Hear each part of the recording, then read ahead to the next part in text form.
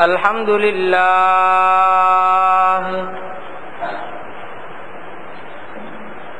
الحمد لله نحمده ونستعينه ونستغفره ونؤمن به ونتوكل عليه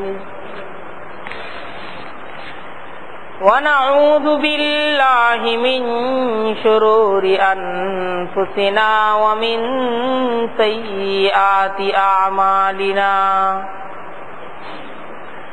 من يهده الله فلا مضل له ومن يضلله فلا هادي له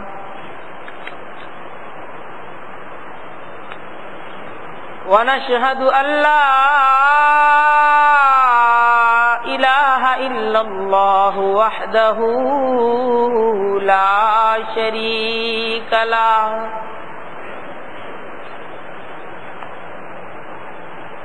ونشهد أن سيدنا ومولانا محمدا عبده ورسوله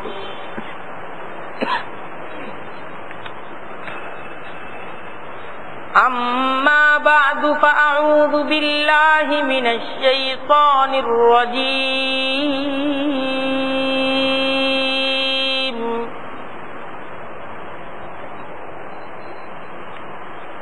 بسم الله الرحمن الرحيم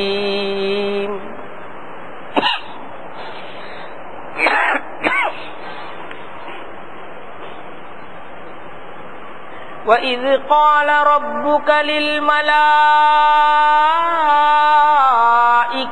إِنِّي جَاعِلٌ فِي الْأَرْضِ خَلِيفَةً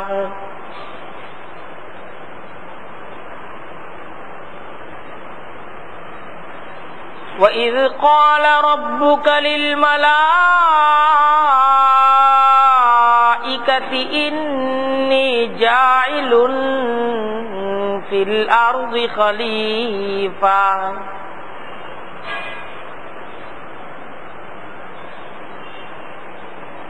وإذ قال ربك للملائكة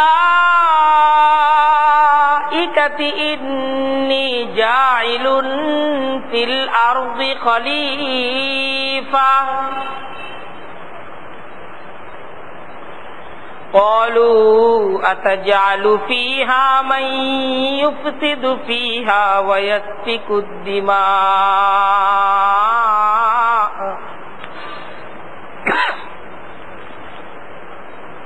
ونحن نسبح بحمدك ونقدس لك ونحن نسبح قالوا أتجعل فيها من يفسد فيها ويسفك الدماء ونحن نسبح بك ونقدس لك قال إني أعلم ما لا تعلمون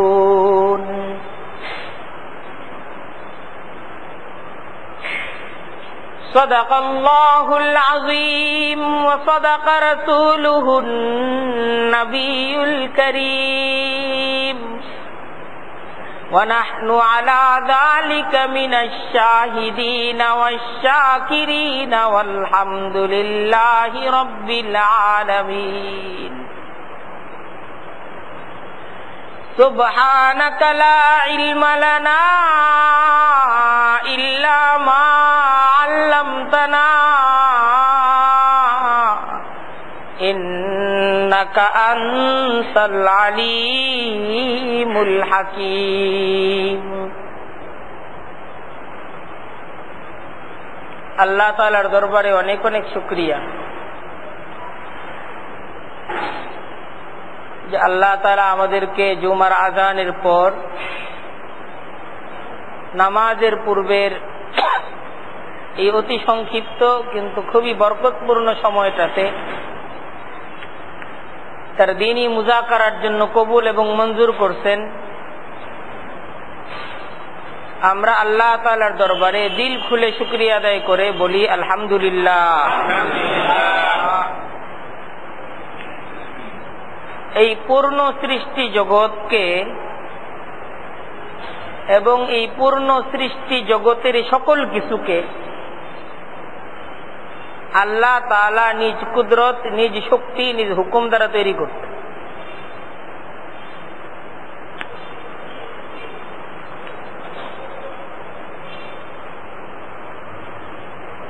এই পূর্ণাঙ্গ সৃষ্টি জগতে আল্লাহ তাআলার অসংখ্য মাখলুক আছে।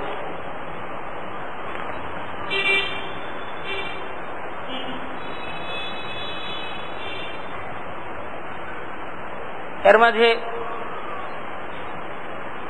অনেক সৃষ্টির ব্যাপারে আমাদের জ্ঞান আছে, আবার আল্লাহর এরকম অগণিত সৃষ্টি আছে আমাদের জ্ঞান এখনো সেই পর্যন্ত পৌঁছতে পারে।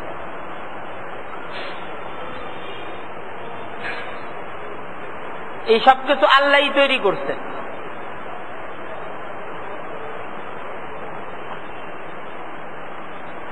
আল্লাহ তাআলার নিজ প্ল্যান দ্বারা সমস্ত কিছু তৈরি হয়েছে।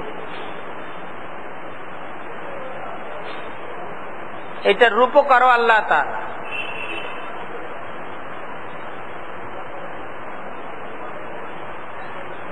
কোন কাজের জন্য কোন জিনিসটাকে তৈরি করবেন, সেটার রূপ কেমন হবে, এই সমস্ত কিছু আল্লাহ তাআলার একক সত্তার দ্বারা সংগঠিত হয়েছে।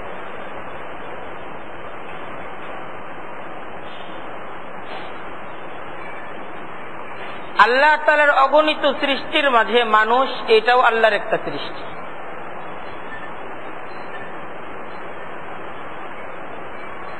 এবং আল্লাহ তাআলার অসংখ্য অগণিত মাখলুকের মাঝে সবচেয়ে সেরা, সবচেয়ে শ্রেষ্ঠ মাখলুক হলো মানুষ।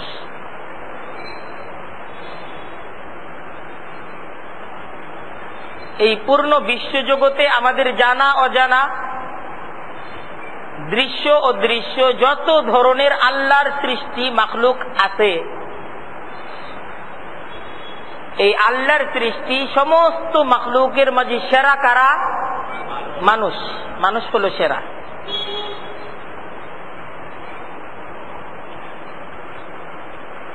যখন কোন কোম্পানি নতুন কোন প্রোডাক্ট তৈরি করে, তারপর নতুন সেই পণ্য, নতুন সেই প্রোডাক্টটাকে বাজারজাত করার উদ্যোগ গ্রহণ করে, তখন এইটার একটা পরিচিতি, একটা উদ্বোধনী অনুষ্ঠান করে, একটা সম্মেলন করে,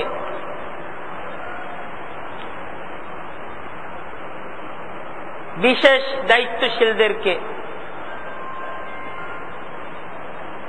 জাতীয় সামাজিক পর্যায়ের উচ্চ পদস্থ লোকদেরকে দাওয়াত করে এবং সেই পরিচিতি অনুষ্ঠানে তারা তাদের সেই নতুন পণ্যটাকে উপস্থাপন করে। উদ্দেশ্য এই পণ্যের উপাদান, এই পণ্যের কার্যকারিতা, এই পণ্যের যে ফায়দা, এই পণ্যের যে ফজিলত, এই ব্যাপারে সকলকে অবগত করা, পণ্যটাকে জনপ্রিয় করে তোলা।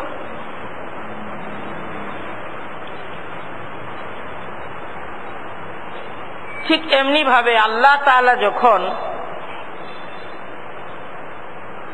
তার কুদরতি কারখানার সর্বশ্রেষ্ঠ প্রোডাক্ট মানুষকে তৈরি করার সিদ্ধান্ত গ্রহণ করলেন,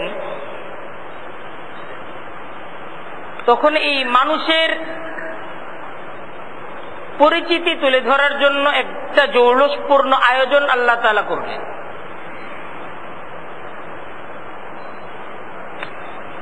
এবং জৌলুসপূর্ণ এক আয়োজনে আল্লাহ তাআলা মানুষের পরিচিতি তুলে ধরলেন।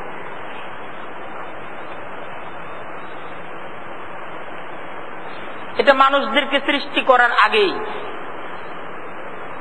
যখন প্ল্যানিং করছেন, এর মাঝে কি সমস্ত গুণাবলী থাকবে, কি সমস্ত উপাদান দ্বারা এদেরকে তৈরি করা হবে, এই সমস্ত কিছু যখন ঠিক করছেন, এক জৌলুসপূর্ণ আয়োজন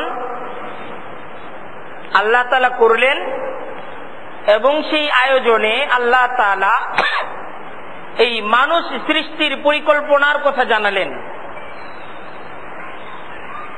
এবং এই মানুষের গুণাবলী কেমন হবে,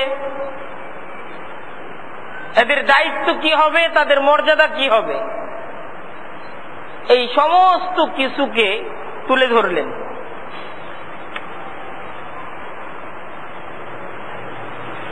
কোরআনে কারীমের মাঝে মহান রব্বুল আলামিন আমাদেরকে সেই আয়োজন, সেই বর্ণাঢ্য আয়োজনের ইতিহাস আল্লাহ তাআলা আমাদেরকে শোনাইছেন যে তোমরা তখনও সৃষ্টি হও নাই, সবেমাত্র তোমাদেরকে সৃষ্টি করার পরিকল্পনা যখন আমি করি, তো সেরা প্রোডাক্ট তৈরি করব,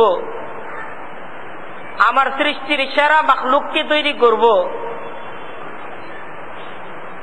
সৃষ্টির মাঝে আরো যারা গুরুত্বপূর্ণ ছিল তাদেরকে নিয়ে এক জৌলুসপূর্ণ আয়োজন করে আমি সেথায় তোমাদেরকে সৃষ্টি করার পরিকল্পনার কথা তাদেরকে শোনালাম। وَإِذْ قَالَ رَبُّكَ لِلْمَلَائِكَةِ إِنِّي جَاعِلٌ فِي الْأَرْضِ خَلِيفَةً وَإِذْ قَالَ رَبُّكَ لِلْمَلَائِكَةِ إِنِّي جَاعِلٌ فِي الْأَرْضِ خَلِيفَةً।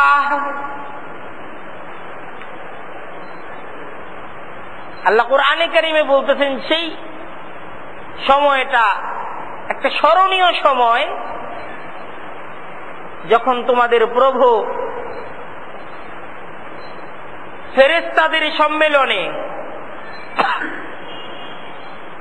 তিনি ঘোষণা করলেন,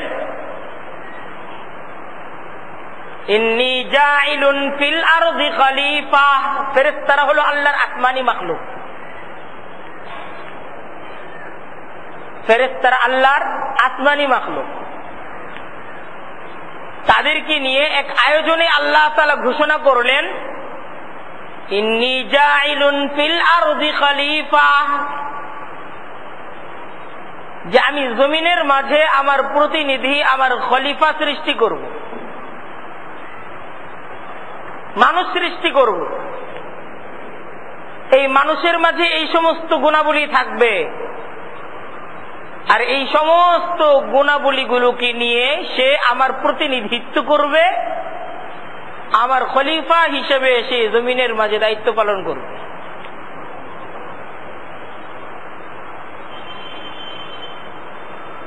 তো আল্লাহ যখন এই মানুষের গুণাবলী, এই মানুষ সৃষ্টির পরিকল্পনা আল্লাহ ঘোষণা করলেন, তো আল্লাহর মাখলুকের সেই পরামর্শ সভার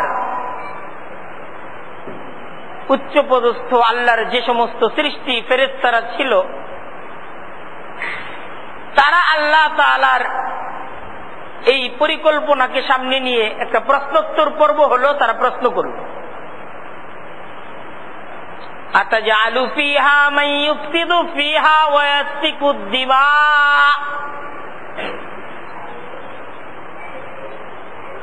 আপনি এই জমিনের মাঝে এমন জাতিকে সৃষ্টি করবেন, তারা সেই জমিনের মাঝে ফেসাদ করবে, আপনার জমিনকে অপবিত্র করবে, সে জায়গায় তারা পরস্পরের রক্ত প্রবাহিত করবে, খুনাখুনি করবে। কি দরকার? জমিন নষ্ট করার দরকার কি? এমন জাতি সৃষ্টি করার ফায়দা কি? তারপর এই কথাও তারা বলল, নাহনু নুসাব্বিহু বিহামদিকা ওয়া নুকাদ্দিসু লাক। আপনি তো আমাদেরকে এমন জাতি হিসেবে সৃষ্টি করেছেন, আমরা সব সময় আপনার পবিত্রতা বর্ণনা করি, আপনার শ্রেষ্ঠত্ব বর্ণনা করি, আপনার মর্যাদা বর্ণনা করি, আপনার তাসবিহাত ইত্যাদির মাঝেই, আপনার হুকুম পালনের মাঝেই আমরা সার্বক্ষণিক লিপ্ত থাকি।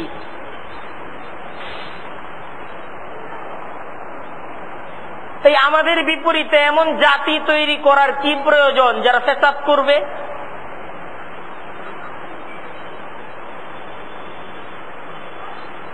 কল, আল্লাহ জবাব দিলেন, ইন্নী আ'লামু মা লা তা'লামুন,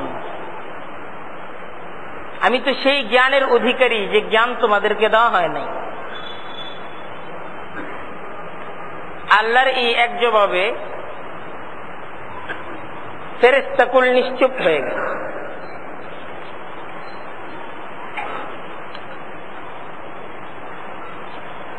তাই দেখেন, আল্লাহ এই মানুষকে যখন তৈরি করলেন, আল্লাহর সৃষ্টির সেরা প্রোডাক্ট, সেরা মাখলুক হলো এই মানুষ,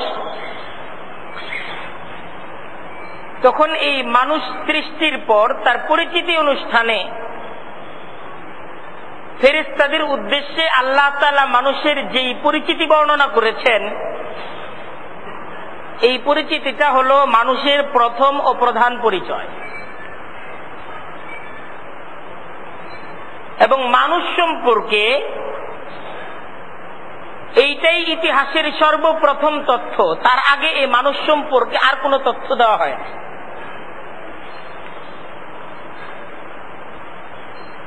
মানুষ সম্পর্কে এটা সর্বপ্রথম তথ্য।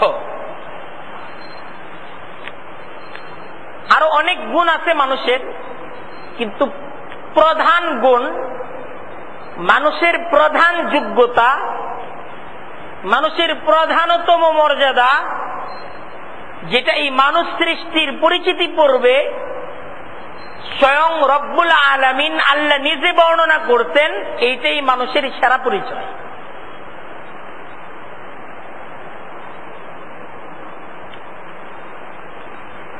আর মানুষের সেই পরিচিতি হলো যে মানুষ আল্লাহর খলিফা।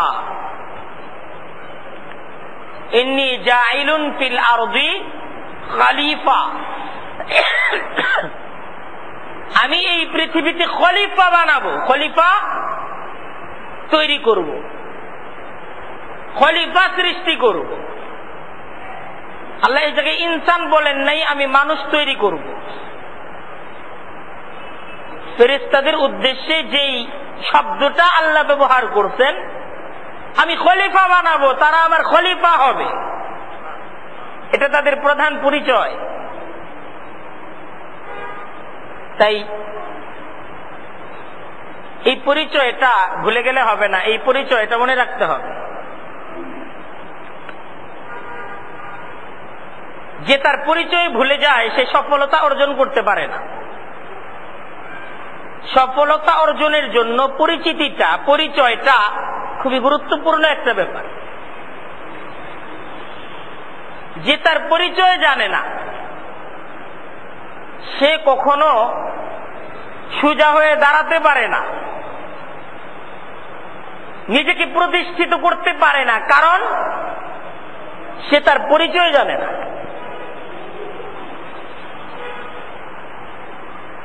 আর যে তার পরিচয় জানে সে নিজেকে প্রতিষ্ঠিত করতে জানে।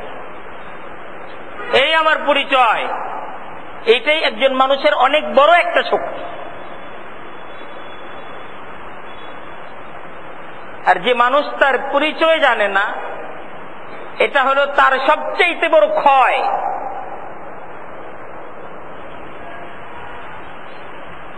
এটা তার জীবনের সবচেয়ে বড় ভুল, সবচেয়ে বড় ক্ষতি, যে সে তার পরিচয় জানে না। তাই মানুষের সর্বপ্রধান এবং সর্বপ্রথম পরিচয় হলো মানুষ আল্লাহর খলিফা। মানুষের সর্বপ্রথম পরিচয় কি? মানুষ আল্লাহর খলিফা, খলিফাতুল্লাহ ফিল আরদ, সে জমিনে আল্লাহর খলিফা। এখন এই খলিফার অর্থ কি? দেখেন, খলিফা শব্দের অর্থ হলো প্রতিনিধি। খলিফা শব্দের অর্থ কি? প্রতিনিধি। প্রতিনিধি প্রতিনিধির কাজ হলো অন্যের পক্ষ থেকে তার মনোনীত কাজকে সম্পাদন করা, অন্যের দেওয়া দায়িত্বকে অন্যের চাওয়া অনুযায়ী পালন করা। এটা হলো খলিফার দায়িত্ব, প্রতিনিধির দায়িত্ব।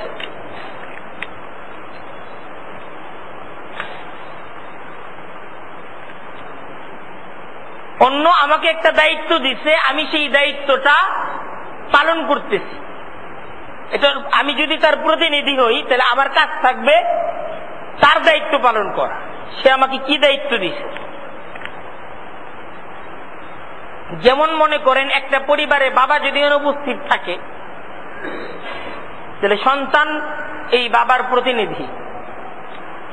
কেউ যদি তার বাবার সাথে কোনো কথা বলতে আসে, বাবা ঘরে না থাকলে সন্তানের সাথে কথা বলে সে বিদায় নিবে। ঠিক এরকম কোন প্রতিষ্ঠানে মালিকের পক্ষ থেকে তার ম্যানেজার হলো প্রতিনিধি। মালিক ব্যস্ত অথবা অনুপস্থিত, সেই ক্ষেত্রে এই প্রতিষ্ঠানের সাথে কেউ যদি কথা বলতে চায়, ম্যানেজারের সাথে কথা বলবে, কারণ ম্যানেজার মালিকের প্রতিনিধি, মালিকের খলিফা। রাষ্ট্রের পক্ষ থেকে রাষ্ট্রদূত, সে হলো রাষ্ট্রের খলিফা, রাষ্ট্রের প্রতিনিধি।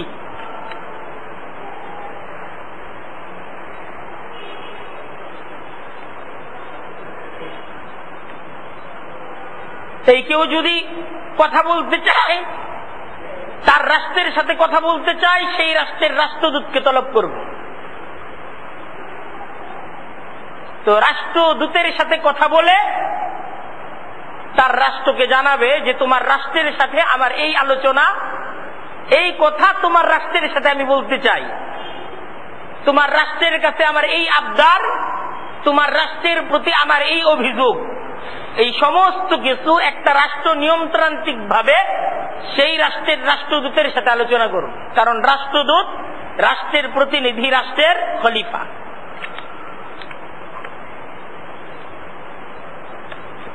কারণ এই রাষ্ট্রদূত সেই রাষ্ট্রের পক্ষ থেকে দায়িত্ব পালন করে, ম্যানেজার মালিকের তরফ থেকে দায়িত্ব পালন করে, সন্তান বাবার অনুপস্থিতিতে বাবার তরফ থেকে, বাবার পক্ষ থেকে দায়িত্ব পালন করে। ঠিক এরকম মানুষ আল্লাহর প্রতিনিধি, আল্লাহর খলিফা। এর অর্থ হলো আল্লাহর পক্ষ থেকে মানুষের উপর কিছু দায়িত্ব আছে, কিছু কর্তব্য আছে। মানুষ এই দায়িত্বগুলো জমিনে আল্লাহর হুকুম মতো পালন করবে, এটা হলো মানুষের কাজ।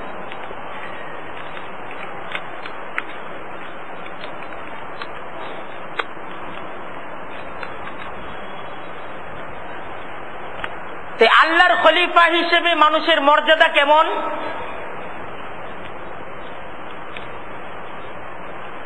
দেখেন, একটা ছেলে যখন তার বাবার প্রতিনিধি হয়, তার বাবার খলিফা হয়, তখন তার বাবার যেমন প্রভাব, ছেলের প্রভাবটাও ওরকম হয়। যেমন দৃষ্টান্ত দিলে বুঝে আসবে ব্যাপারটা,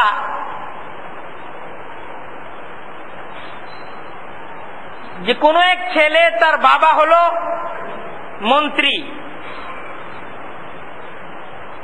তার বাবা রাষ্ট্রের কোন মন্ত্রণালয়ের দায়িত্বে নিয়োজিত।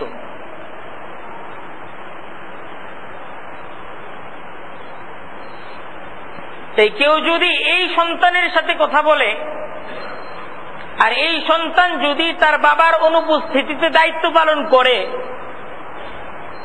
তার বাবার প্রতিনিধি হয়ে কোথাও যায়, তাহলে তার মর্যাদাটা হবে যে তিনি মন্ত্রীর ছেলে, এটা তার মর্যাদা, এটা হবে তার প্রভাব। কারো বাবা যদি এমপি হয় এবং সন্তান যদি বাবার অবর্তমানে বা বাবার প্রতিনিধি হয়ে কোথাও যায় দায়িত্ব পালনের জন্য, তাহলে এই জায়গায় এই সন্তানের মর্যাদাটা হলো এমপি সাহেবের ছেলের মর্যাদা, যে সে আমাদের এমপি সাহেবের ছেলে। তার মর্যাদাটা, সে যার প্রতিনিধি তার প্রভাব দ্বারা তার মর্যাদাটা নিয়ন্ত্রিত হয়। ঠিক এরকম কমিশনার সাহেবের অসুস্থতার কারণে যদি তার সন্তান কোথাও তার প্রতিনিধি হিসাবে দায়িত্ব পালন করে, তাহলে কমিশনার সাহেবের যে প্রভাব, তার যে মর্যাদা, ছেলে ঠিক সেই মর্যাদাটা, সেই প্রভাবটা, ঠিক সেই অবস্থান নিয়ে একটা জায়গায় সে তার বাবার অনুপস্থিতির দায়িত্ব পালন করে। ঠিক এরকম কারো বাবা যদি হন শাইখুল হাদিস, তাহলে তার অবর্তমানে তার সন্তান তার বাবার মর্যাদা সকলের কাছে পায়। কারো বাবা যদি হন পীর সাহেব, তাহলে পীর সাহেবের অবর্তমানে তার সন্তান তার মুরিদদের কাছে পীর সাহেবের মর্যাদা পায়। যে পীর সাহেব নাই, তবে তার ছেলে আছে।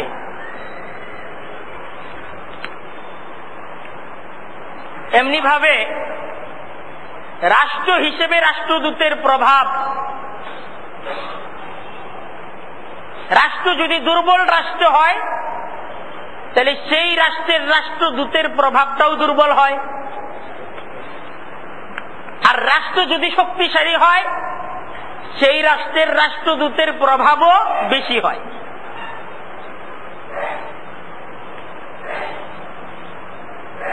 আমাদের এই ছোট দেশটাতে বিভিন্ন দেশের রাষ্ট্রদূতেরা, বিভিন্ন দেশের দায়িত্বশীলরা বসবাস করে। তো এরা সবাই বিভিন্ন দেশের পক্ষ থেকে আমাদের দেশে নিয়োজিত রাষ্ট্রদূত। সবার প্রভাব কি একরকম? এক না। প্রতিবেশী রাষ্ট্র ইন্ডিয়ার রাষ্ট্রদূতের যেই প্রভাব, আরেক প্রতিবেশী রাষ্ট্র নেপালের রাষ্ট্রদূতের প্রভাব এক না।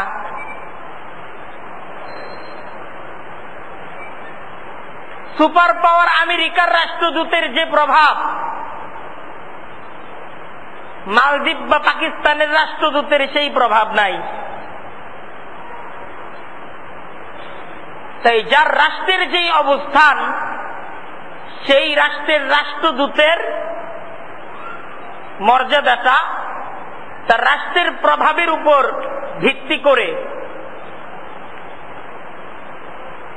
এটাকে নির্ধারণ করা হয়। ব্যাপারটা ঠিক না?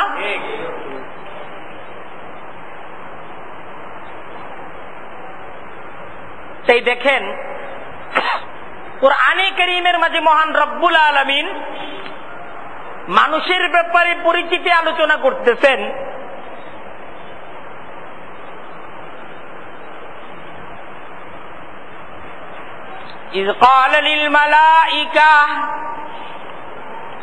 إذ قال ربك للملائكة إني جاعل في الأرض خليفة। আল্লাহ মানুষের ব্যাপারে যে তথ্যের আলোচনা, মানুষের ব্যাপারে যেই পরিচিতির আলোচনা আল্লাহ কুরআনে কারীমের মাঝে করতেছেন,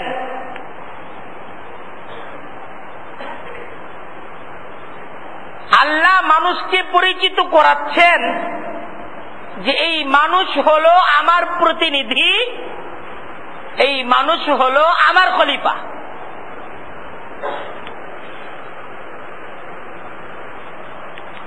পৃথিবীতে মানুষকে আল্লাহ যখন পাঠাচ্ছেন, তো আল্লাহর সমস্ত সৃষ্টিকুলের সাথে মানুষদের পরিচয় করিয়ে দিচ্ছেন। মানুষের পরিচয় করিয়ে দিচ্ছেন যে এরা এই জমিনের উপর আমার খলিফা হবে, আমার সৃষ্টির এরাই সেরা হবে, এই তথ্যটা আল্লাহ বাকি সমস্ত সৃষ্টিকে জানাচ্ছেন।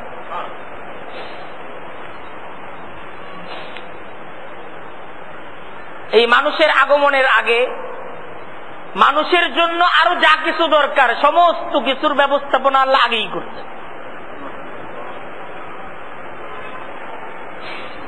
এবং আল্লাহর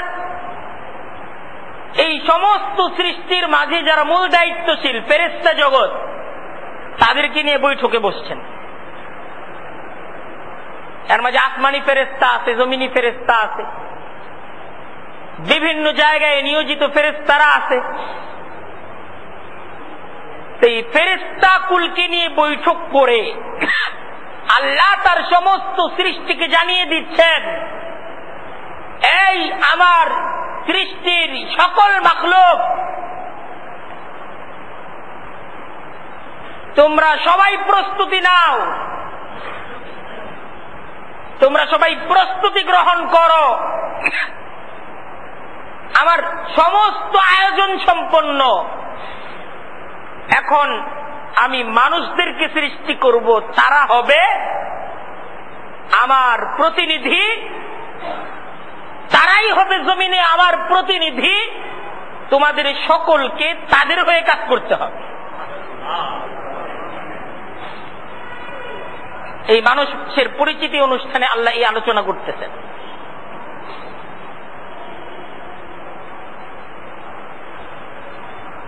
সেই মানুষ প্রতিনিধি কার? খলিফা কার? দূত কার? আল্লাহ। মর্যাদাটা বুঝার ব্যাপার। সেই মানুষ হিসেবে আমি প্রধানমন্ত্রীর ছেলে বা আমি কমিশনারের ছেলে,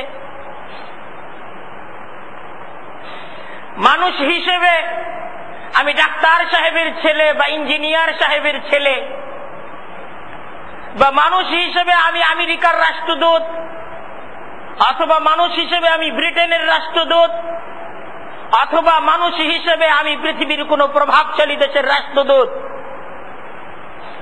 এই সমস্ত প্রভাবের চাইতে, এই সমস্ত পরিচয়ের চাইতে এই পরিচয়টা কি অনেক বেশি মর্যাদার না? যে আমি মানুষ, আমি আল্লাহর প্রতিনিধি, আমি আল্লাহর খলিফা। এটা অনেক বেশি দামি পরিচয়। এটা সবচাইতে বড় সম্মান মানুষের।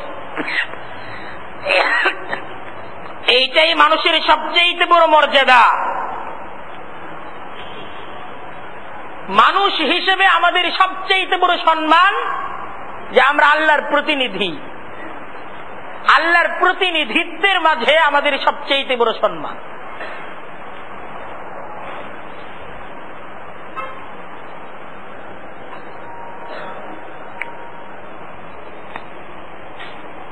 এখন আল্লাহ প্রদত্ত এই যে সম্মান আল্লাহ মানুষকে দিচ্ছেন, এই সম্মানটা একটা মানুষ কখন লাভ করবে? যখন এই মানুষটা তার দায়িত্ব পালন করবে।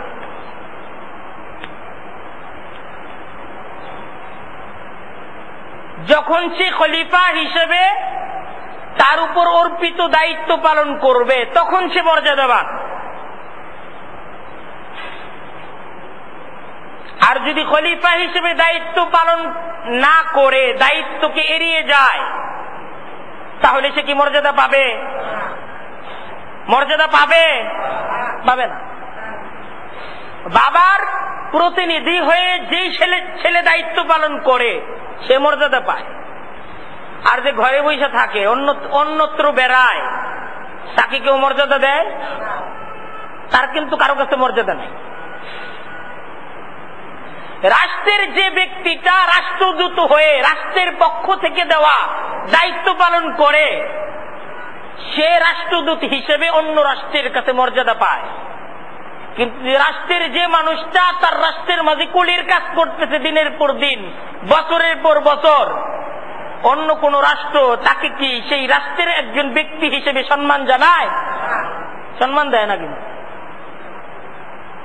এই মানুষ আল্লাহর প্রতিনিধি হিসেবে তখন মর্যাদা পাবে যখন সে আল্লাহর প্রতিনিধিত্বের দায়িত্ব, তার খেলাফতের দায়িত্ব, এই দায়িত্ব যখন সে পালন করবে, তখন সে মর্যাদা পাবে। আর যখন প্রতিনিধিত্বের দায়িত্ব, খেলাফতের দায়িত্ব ছেড়ে দিবে, সেই মুহূর্তে সে কিন্তু মর্যাদাবার না, সে কোথাও মর্যাদা পাবে না, তার মর্যাদার কোনো ঠিকানা নাই, কোনো জায়গা নাই। সেই কোরআনে কারীমের মাঝে মহান রব্বুল আলামিন মানুষদের মর্যাদার আলোচনা ঠিক যেইভাবে করছেন, ঠিক একইভাবে মানুষদেরকে সতর্ক করছেন যে তোমাদেরকে তো অনেক বড় মর্যাদা লাভ করার সুযোগ দিয়ে আমি সৃষ্টি করছি, কিন্তু এই মর্যাদা যদি অর্জন করতে না পারো, প্রতিনিধিত্বের দায়িত্ব পালন করতে যদি ব্যর্থ হয়ে যাও, তাহলে তুমি কিন্তু সৃষ্টির সবচেয়ে নিকৃষ্ট।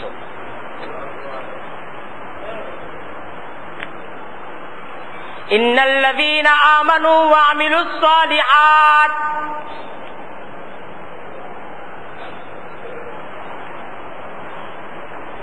যে ব্যক্তি ঈমান আনছে, সৎকর্মের উপর তার জীবনকে তৈরি করছে, আল্লাহ কুরআনে কারীমের মাঝে তার পরিচয় আলোচনা করছেন, উলাইকা হুম খায়রুল বারিয়া, এই সমস্ত মানুষগুলো আমার সৃষ্টির সেরা। আর বিপরীতে যারা আল্লাহর হুকুম মানতে অস্বীকার করছে, আল্লাহর হুকুমের উপর জীবনকে তৈরি করে নাই, আল্লাহর বিধান পালনে অস্বীকৃতি জানাইছে, তাদের ব্যাপারে আল্লাহর সুস্পষ্ট ঘোষণা, উলাইকা হুম শাররুল বারিয়া, এরা সৃষ্টির সবচেয়ে নিকৃষ্ট অধম।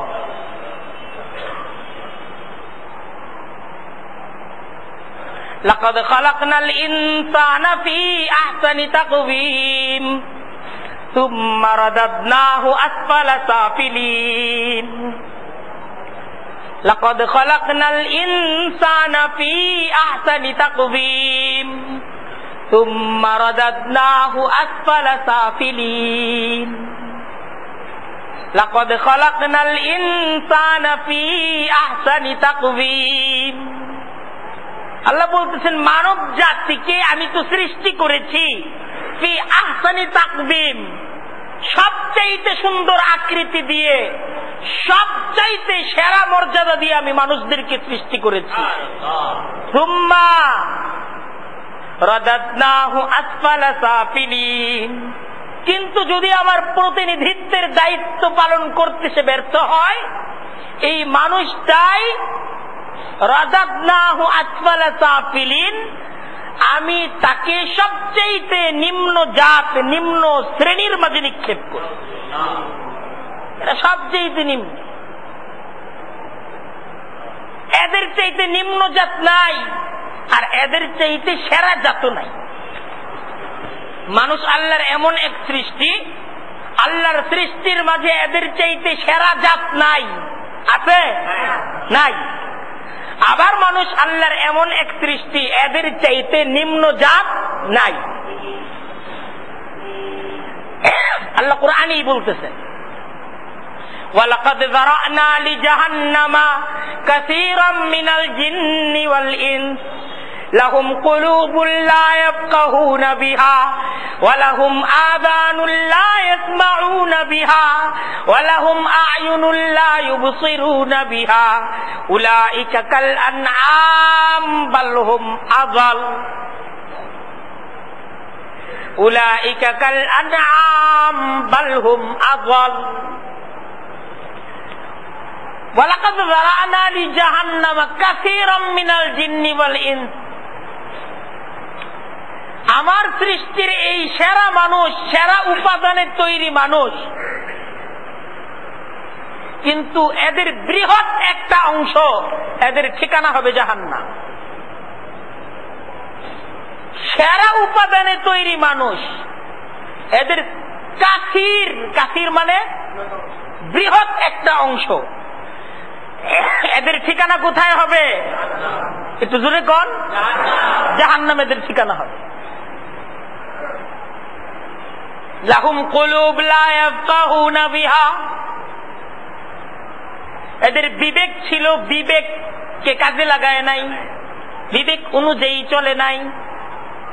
জ্ঞান ছিল, জ্ঞান অনুযায়ী চলে নাই, জ্ঞানের অপব্যবহার করছে। জ্ঞান ছিল মিথ্যা বলা যাবে না, মিথ্যা বলছে। জ্ঞান ছিল ধোঁকাবাজি করা যাবে না, ধোঁকাবাজি করছে।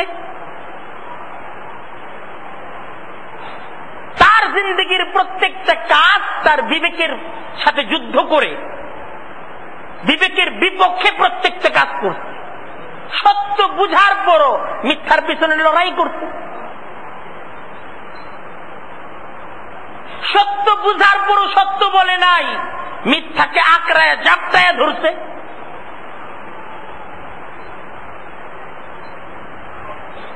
লাহুম কুলুব লা ইয়াফকাহুনা বিহা ওয়া লাহুম আয়ুন লা ইউবসিরুনা বিহা। চোখ ছিল, দেখছে সবই, কিন্তু আবার দেখে নাই।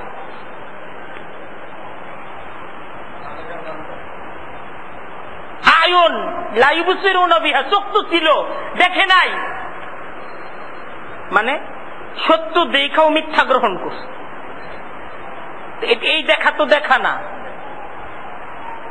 ওয়ালাহুম আযান লা ইয়াসমাউনা বিহা, কান ছিল, শুনে নাই, সত্যটাকে শুনে নাই, তোলা দিয়ে রাখছে কানে, শুনবো না। আল্লাহ কুরআনে এদের ব্যাপারে পরিচিতি আলোচনা করতেছেন। উলাইকা কাল আনআম। আনআম এর অর্থ হলো এমন জানোয়ার যার পা হলো চারটা। উলাইকা কাল আনআম, এরা চতুষ্পদ জানোয়ারের মতো। তারপর আল্লাহ নিজে বলতেছেন বাল, বরং হুম আযাল, এরা তার চাইতেও নিম্নজাত। চতুষ্পদ জানোয়ারের মাঝে কুকুর আছে, শুকর আছে।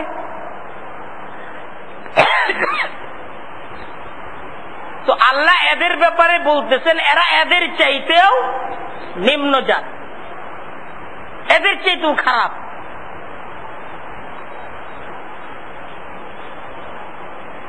তাই আল্লাহ যে সর্বোচ্চ মর্যাদার আলোচনা আমাদের জন্য করছেন, যদি আমাদের কাজ দ্বারা আল্লাহর প্রতিনিধিত্ব না হয়, তাহলে আমাদের জন্য সতর্কবাণী এবং ভয় আছে।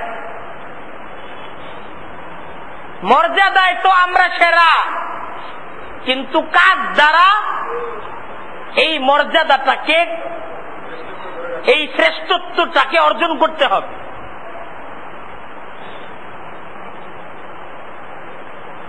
তাই মানুষ যদি আল্লাহর প্রতিনিধিত্বের দায়িত্ব পালন করে সে সম্মান পাবে, মর্যাদা পাবে। আর এই প্রতিনিধিত্বের দায়িত্ব সে যদি ছেড়ে দেয়, তাহলে তার জন্য অপমান, তার জন্য লাঞ্ছনা অপেক্ষা করতে। এখন ব্যাপার হলো আল্লাহর প্রতিনিধিত্ব কি?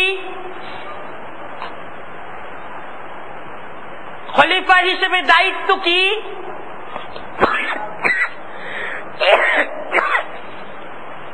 এক কথাই উত্তর, খলিফা হিসেবে দায়িত্ব হলো আল্লাহর হুকুমকে বাস্তবায়ন করা। খলিফা হিসেবে দায়িত্ব কি? আল্লাহর হুকুমকে বাস্তবায়ন করা, এটা হলো খলিফা হিসেবে দায়িত্ব। এখন প্রশ্ন, কোথায় বাস্তবায়ন করতে হবে, কিভাবে বাস্তবায়ন করতে হবে? এই ব্যাপারে আলোচনাটা বিস্তারিত হওয়া প্রয়োজন।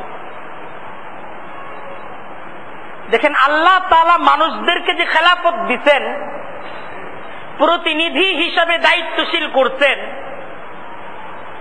দুইটা জগতের প্রতিনিধি করছেন।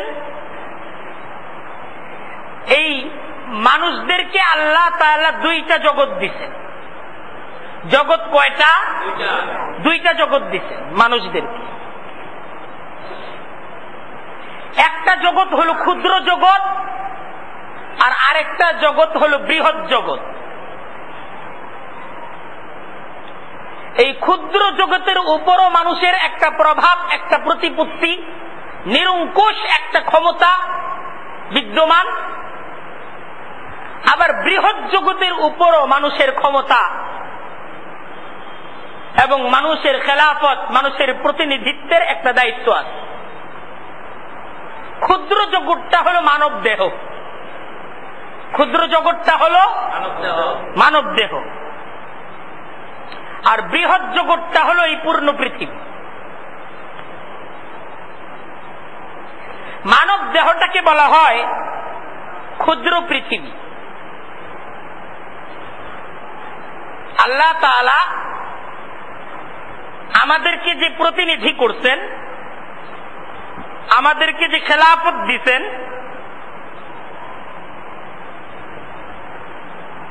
একটা দেহ মাথা থেকে পা পর্যন্ত, এই যে একটা দেহ, এই পূর্ণ দেহের উপর আল্লাহ আমাদেরকে একটা ক্ষমতা দিয়েছেন এবং আল্লাহর প্রতিনিধি করছেন।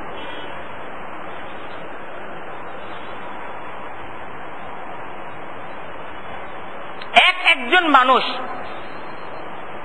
তাকে পূর্ণাঙ্গ ক্ষমতা, নিরঙ্কুশ একটা ক্ষমতা দান করছেন তাকে একটা দেহের উপর।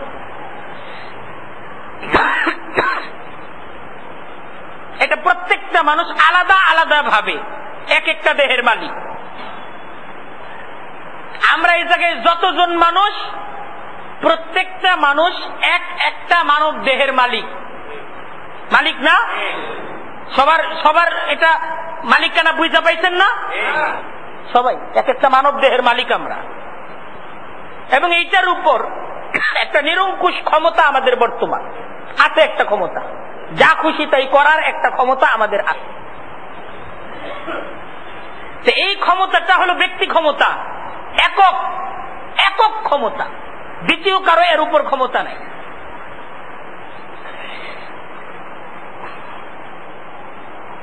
আর বৃহৎ জগতের উপর কর্তৃত্বটা মানুষের একক ভাবে না, এটা হলো সমষ্টিগত ভাবে। পূর্ণ পৃথিবীর উপর যে মানুষের ক্ষমতা চলতেছে, এটা একক কোন মানুষের ক্ষমতা না, বরং সমষ্টিগত ভাবে আমরা যারা মানুষ, আমাদের ক্ষমতা এই পৃথিবীতে চলতেছে।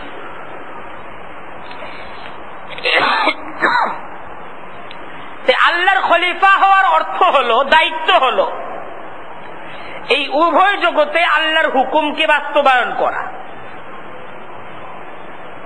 ক্ষুদ্র জগৎ থেকে নিয়ে শুরু করে বৃহৎ জগৎ পর্যন্ত সর্বক্ষেত্রে আল্লাহর হুকুমকে বাস্তবায়ন করা, আল্লাহর খলিফা, আল্লাহর প্রতিনিধি হিসেবে এইটা আমাদের কি দায়িত্ব।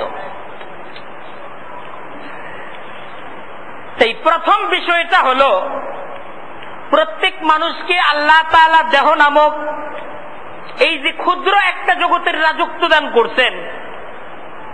একজন মানুষ, সে ধনী হোক আর গরিব হোক, প্রভাবশালী হোক আর সাধারণ মানুষ হোক, সে নারী হোক আর পুরুষ হোক, সে শিশু হোক আর বৃদ্ধ হোক, সকলেই এই রাজত্বের অধিকারী।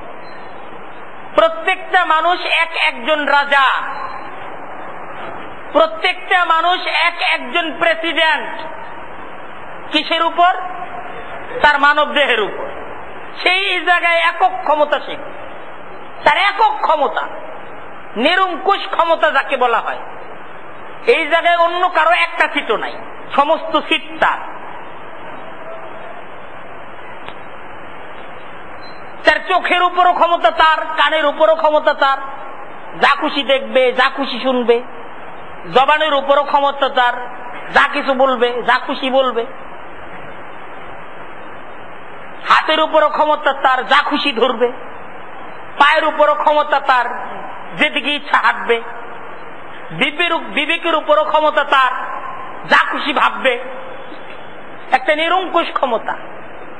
না তার হাতের উপর অন্য কারো ক্ষমতা আছে, না তার দৃষ্টির উপর অন্য কারো ক্ষমতা আছে, না তার শ্রবণ শক্তি, মেধা শক্তির উপর অন্য কারো ক্ষমতা আছে, কারো নাই। একক একটা নিরঙ্কুশ মালিকানা মানুষদেরকে দিচ্ছেন কে? আল্লাহ দিচ্ছেন। প্রত্যেকটা মানুষ তার নিজের উপর, সে ধনী হোক গরিব হোক, প্রভাবশালী হোক আর সাধারণ হোক, রাজা হোক আর প্রজা হোক, তার নিজের উপর সে এতটুকু ক্ষমতাবান, এতটুকু ক্ষমতা পৃথিবীর প্রভাবশালী কোন রাষ্ট্রের, কোন প্রভাবশালী প্রধানমন্ত্রীরও নাই। আছে? পৃথিবীর কোন রাষ্ট্রের প্রভাবশালী কোন প্রধানমন্ত্রীর এত ক্ষমতা নাই যতটুকু ক্ষমতা আল্লাহ একজন মানুষকে তার নিজের এই মানব দেহের উপর দিছে। এত ক্ষমতা আর এই পৃথিবীতে কারো।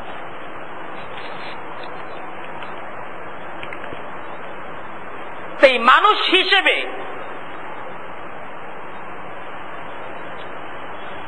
আল্লাহর একজন খলিফা হিসেবে, আল্লাহর একজন প্রতিনিধি হিসেবে একজন মানুষের প্রথম কাজ যে আল্লাহর প্রতিনিধি হিসেবে তার এই যে দেহটা, মানব দেহটা, এটাকে আল্লাহর হুকুম মতো পরিচালিত করতে হবে। এটা হলো খলিফার 1 নম্বর দায়িত্ব। প্রতিনিধির প্রথম কাজ, আল্লাহর প্রতিনিধি হিসেবে একজন মানুষের প্রথম কাজ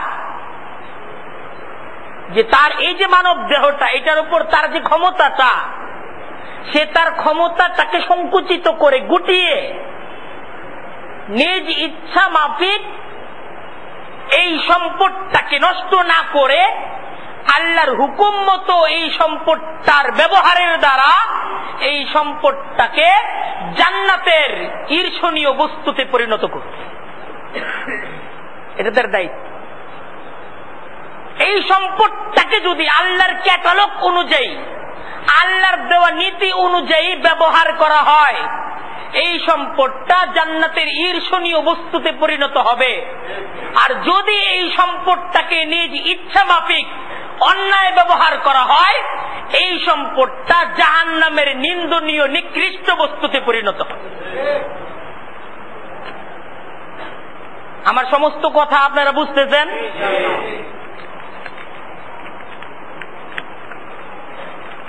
আল্লাহ তাআলা যুগে যুগে নবীদের মাধ্যমে মানুষদেরকে এই দাওয়াতটাই পৌঁছাইতেন। নবী করিম সাল্লাল্লাহু আলাইহি ওয়াসাল্লাম, আল্লাহ কুরআনে কারীমে নবী করিম সাল্লাল্লাহু আলাইহি ওয়াসাল্লামের যে পরিচিতি আলোচনা করছেন, এই নবীর দায়িত্বের যে আলোচনা করছেন, এই পৃথিবী আল্লাহর জমিনে নবীর যে কর্মনীতির আলোচনা করছেন, সেই কর্মনীতির আলোচনা করতে গিয়ে আল্লাহ নবীকে এই দায়িত্ব দিছেন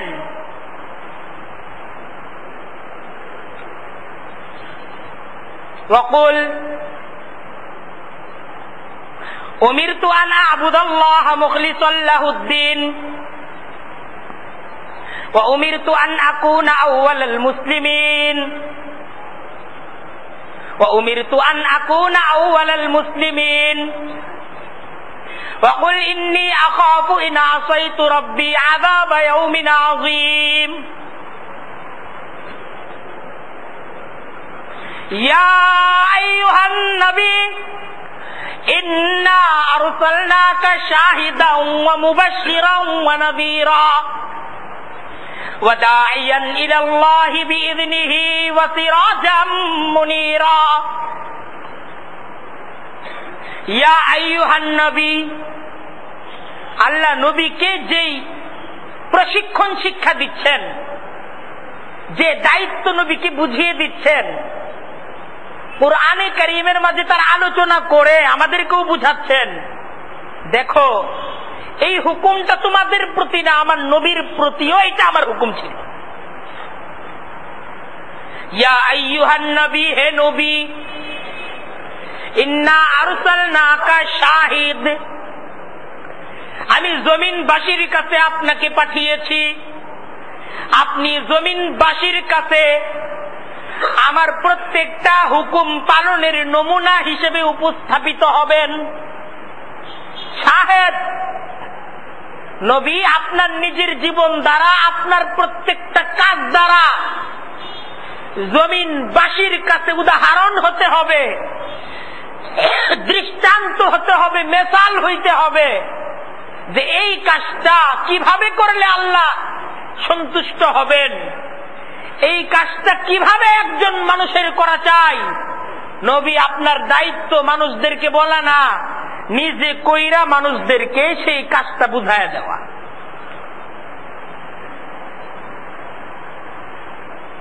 সেই নবীর প্রতি হুকুম ছিল সর্বপ্রথম নিজ জীবনের মাঝে, নিজ আখলাকের মাঝে, নিজ স্বভাবের মাঝে, নবীর মানব দেহের মাঝে, নবীর জীবনের প্রত্যেকটা কাজের মাঝে ইসলামকে প্রতিষ্ঠিত করা। এটা নবীর প্রথম প্রধান দায়িত্ব ছিল খলিফা হিসেবে। শাহেদ ও মুবাশশির ও নাযীর দ্বিতীয় দায়িত্ব ছিল নিজে আমলের নমুনা হয়ে, নিজে নামাজ পড়ে দেখায় মানুষদেরকে নামাজের উপকারের কথা বলা, নামাজ ছাড়ার ভয়াবহতার ব্যাপারে মানুষদেরকে সাবধান করা, আর মানুষদেরকে দাইয়ান ইলাল্লাহ নামাজের দিকে ডাকা। এটা নবীর দায়িত্ব ছিল। শুধু ডাকাই দায়িত্ব ছিল না, শুধু নামাজের পুরস্কারের ঘোষণা দেওয়াই দায়িত্ব ছিল না, শুধু নামাজ ছাড়ার ভয়াবহতার আলোচনা করাই দায়িত্ব ছিল না, বরং দায়িত্ব ছিল নিজে পালন করে, নিজে নমুনা হয়ে মানুষদেরকে ডাকা, মানুষদেরকে সুসংবাদ দেওয়া, মানুষদেরকে ভয়াবহতার ব্যাপারে সাবধান করা। তাই ইসলামকে প্রতিষ্ঠিত করার আল্লাহর খলিফা হিসেবে মুসলমানদের প্রধান দায়িত্ব কিন্তু নিজের এই ক্ষুদ্র পরিসরটাকে আল্লাহর হুকুম মতো পরিচালিত করা, আল্লাহর নবীর সুন্নাহ অনুযায়ী পরিচালিত করা। এটা হলো তার প্রথম দায়িত্ব। নবী করিম সাল্লাল্লাহু আলাইহি ওয়াসাল্লামের মক্কি জীবনের 23 বছরের মেহনত ছিল ব্যক্তি তৈরি করা। এমন কিছু আবু বকর, ওমর, উসমান, আলী, সাদ ইবনে আবি ওয়াক্কাস, আব্দুর রহমান ইবনে আউফ, বেলাল, খাব্বাব, খুবাইব, সুহাইল তৈরি করা, যেই মানুষগুলোর মানব দেহে আল্লাহর বিধান প্রতিষ্ঠিত ছিল। এটা নবীর কাজ ছিল। যে মানুষগুলোর আখলাক, যে মানুষগুলোর স্বভাব, যেই মানুষগুলোর পূর্ণাঙ্গ জীবন নবী করিম সাল্লাল্লাহু আলাইহি ওয়াসাল্লামের সোনালী জীবন দ্বারা লেপা ছিল, আঁকা ছিল। নবী মুহাম্মদুর রাসূলুল্লাহকে যদি চিনতে চাও, আবু বকরের আমল দেখো। নবী নাই, নবীর জীবনকে যদি চিনতে চাও, ওমরের আমল দেখো। নবী মুহাম্মদুর রাসূলুল্লাহ নাই, নবী মুহাম্মদুর রাসূলুল্লাহর প্রিয় সাথী আবু বকর নাই, ওমর নাই, উসমান নাই। নবীর জীবনকে যদি চিনতে চাও, নবীর আমলটাকে যদি বুঝতে চাও, আলীকে দেখো। আলী পৃথিবী থেকে বিদায় হয়ে গেছে। আব্দুল্লাহ ইবনে মাসউদকে দেখো, আব্দুল্লাহ ইবনে উমরকে দেখো। এরকম ব্যক্তি তৈরি করে গেছে। ভাষণ দ্বারা, বক্তৃতার দ্বারা ইসলাম প্রতিষ্ঠিত হয় নাই, আমল দ্বারা ইসলাম প্রতিষ্ঠিত হয়েছে। পৃথিবীব্যাপী ইসলামের যে বিজয়, পৃথিবীর দিকে দিকে যে ইসলামের জয় যাত্রা, এই অর্ধ জাহানের খেলাফত মুসলমানরা যে পরিচালিত করছে, কিছু মানুষ ছিল। কিছু কি ছিল? মানুষ ছিল। আজকে মানুষ দরকার, মানুষ দরকার। যে মানুষগুলোর চিন্তা, যে মানুষগুলোর ভাবনা, যে মানুষগুলোর সার্বক্ষণিক এই বিশ্বাস যে আমি তো আল্লাহর খলিফা, আল্লাহর প্রতিনিধি, আমার জীবনের কোনো কাজ দ্বারা আল্লাহর প্রতিনিধিত্ব ছুটা যাবে না, এমন সমস্ত কাজ থেকে আমাকে বিরত থাকতে হবে। যেই কাজ আল্লাহর শরীয়ত, যেই কাজ নবীর সুন্নাহ অনুমোদন করে না, এই কাজের সাথে আল্লাহর একজন খলিফা হিসেবে, একজন মুসলিম হিসেবে আমি কোনোভাবেই সম্পৃক্ত হতে পারি না। বিষয়টার উপর ধারাবাহিক আলোচনা হবে। আজকে প্রথম আলোচনা সমাপ্ত হলো। আগামী সপ্তাহে এই আলোচনার পরবর্তী আলোচনা ইনশাল্লাহ হবে। আমার একটা আশা মুসল্লি ভাইদের কাছে, যেই আলোচনাটা করতেছি মনোযোগ সহকারে সবাই একটু শোনার চেষ্টা করুন। রাজি আছেন না ইনশাল্লাহ? এর জন্য একটু আগে আসতে হবে।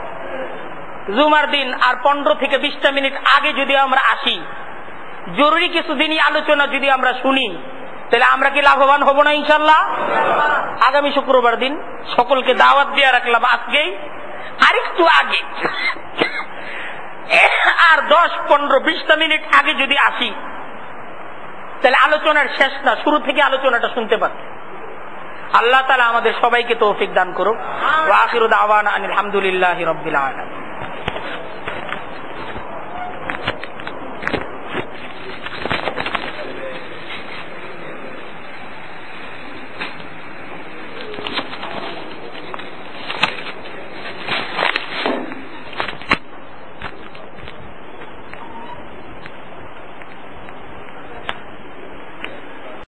দুজনে